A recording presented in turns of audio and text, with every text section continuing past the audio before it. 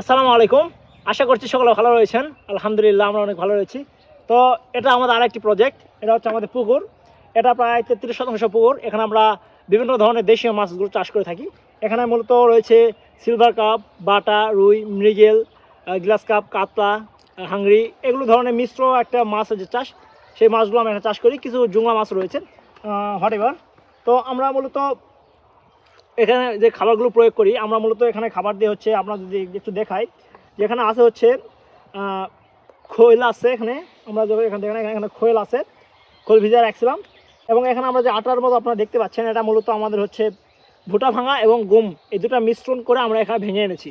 এবং এখানে মূলত আমরা মাছকে খাবার দিই ভুটা ভাঙা, খোল ভিজানো, এবং তার সঙ্গে আমরা দিই হচ্ছে গম। এগুলো মিশ্রণ করে আমরা মাছকে খেতে দিই। তো লেটস সি, দেখা যাক আমরা কিভাবে মাছকে খাবার দিই। তুমি জানোই না যে আল্লাহ তাআলা তোমাকে কোথায় নেবে। খুত্তাতুল্লাহি আ'যামু মিন খুত্তাতিকুম। আল্লাহর প্ল্যান তোমার প্ল্যানের চাইতে অনেক অনেক বড়। তুমি জানোই না যে আল্লাহ তাআলা তোমাকে দিয়ে কোন খেদমত